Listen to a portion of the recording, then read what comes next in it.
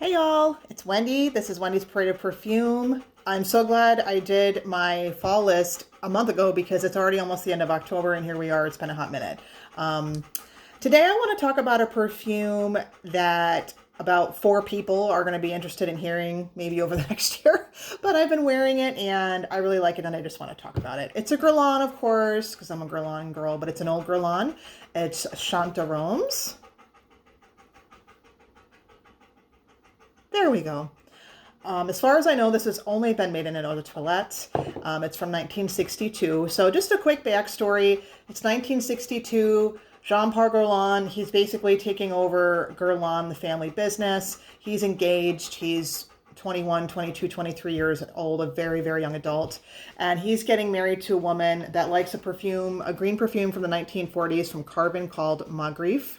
And, she's getting married to the head of a perfume company. And he used the green structure and the older structure of the Magrif that he liked in order to create a wedding present for her because they were engaged to be married.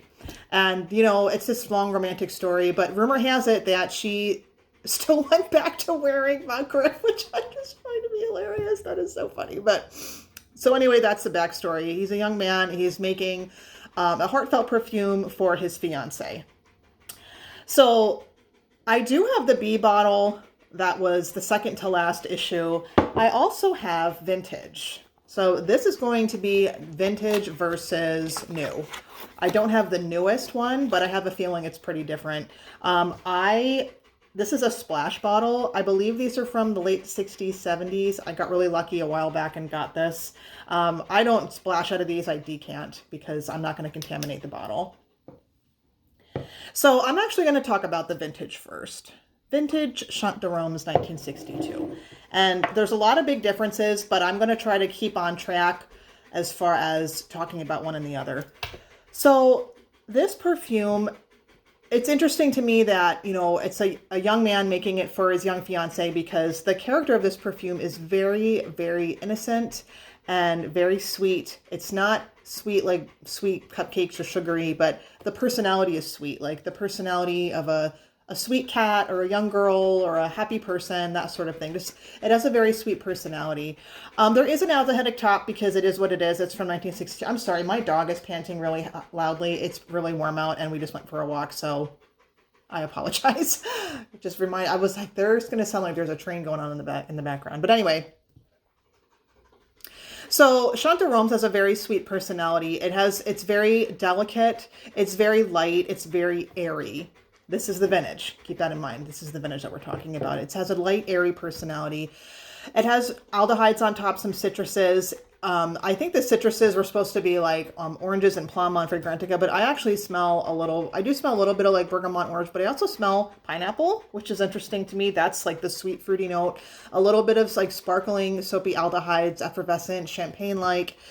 Then the flowers are really beautiful. There's gardenia, there's very sweet honeysuckle, and as it wears down, it warms up a little bit, and we get a little bit of jasmine and ylang ylang.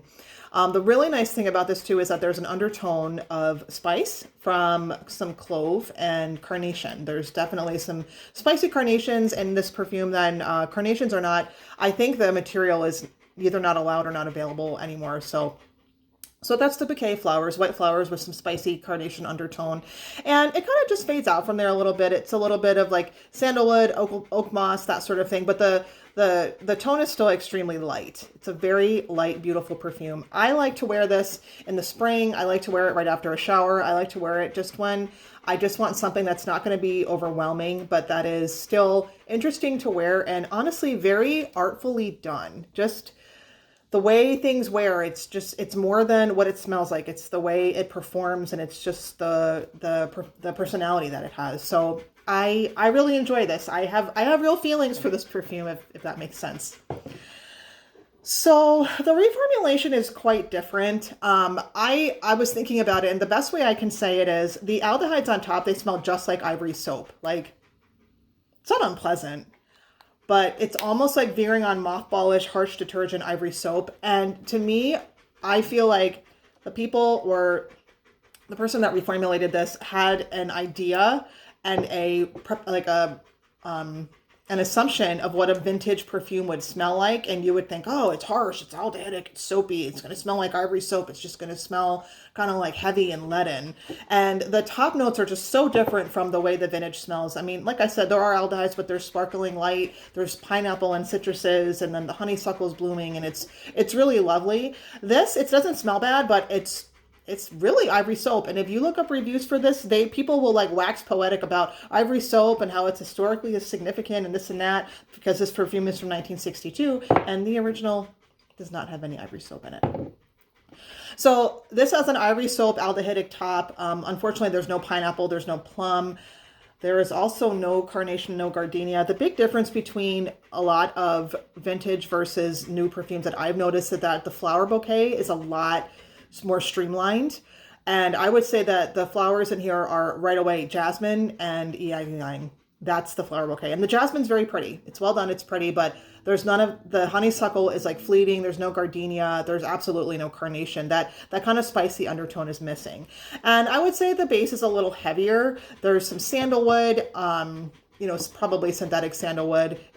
It's just a little bit more of like it just dries down to like a woody jasmine, kind of like Samsara, not exactly though. But the character of this, honestly, is more vintage than this. Like I said, I feel like this is like, what would we imagine a vintage perfume that came out in 1962 would smell like? It would smell like this, because we don't think of people being young. We don't think of people being unhearted. We don't think of a 23-year-old making this. It's people from the 60s are old. It's black and white. It's heavy. It's done without a delicate hand.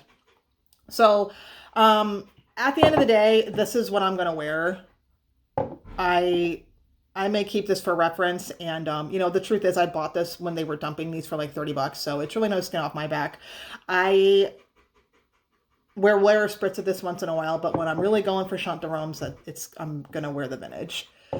Anyway, that's just my review. That's all I have to say about it, because I've been wearing this a bit lately. And, I'm going to do two things. I'm getting my box together for my spooky perfumes made for good witches.